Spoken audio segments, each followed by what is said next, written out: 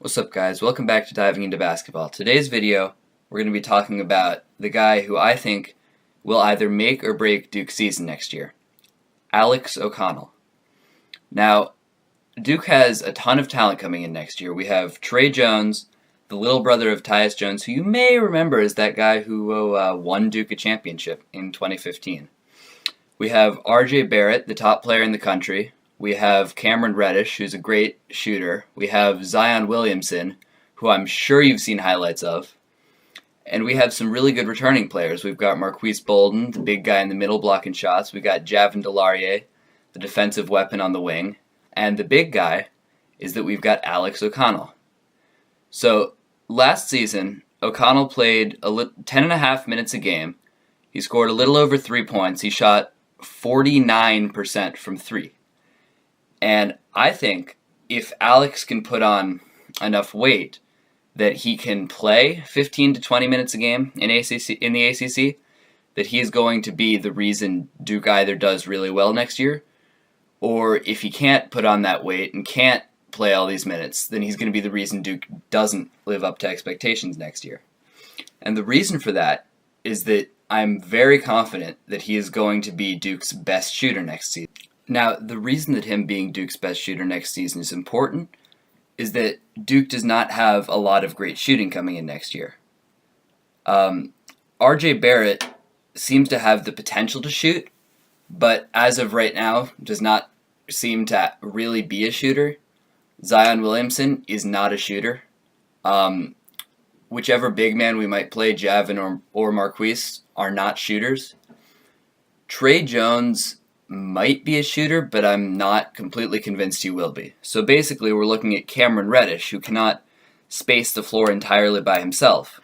So Alex O'Connell coming off the bench, playing 15 to 20 minutes a game, maybe even more if he can handle it, and just spacing out the court is going to be huge for Duke, because all of Duke's freshmen who are coming in are amazing slashers. They're really good at getting to the rim and finishing.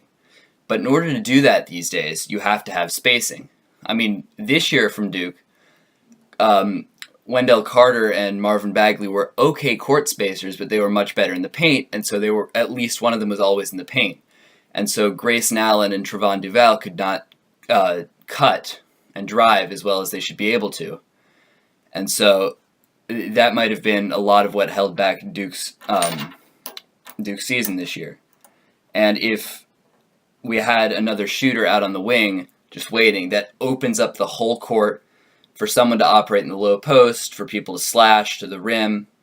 So if Alex O'Connell can be out there just making the defense cling to him, then it opens things way up for Duke's offense, which is going to be R.J. Barrett, Cameron Reddish, and Zion Williamson slashing to the rim, Tre Jones driving in and finding people.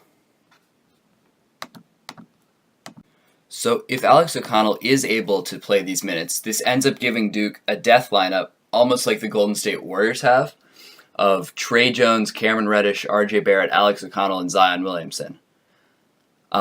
This gives Duke pretty much ultimate flexibility on the defensive end to switch 1 through 5. But in order for that to happen, the freshmen need to be able to, play man-to-man defense better than freshmen have at recent seasons at Duke.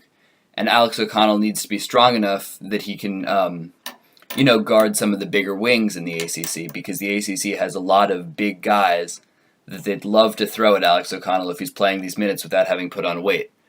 Because he weighed in at 170 pounds his freshman year, and that's just not going to be enough weight in the ACC. So he's got to put on at least 15, 20 pounds in this offseason. And if he does that, then Duke ends up with this monster beast lineup that is completely positionless, switches everything on defense.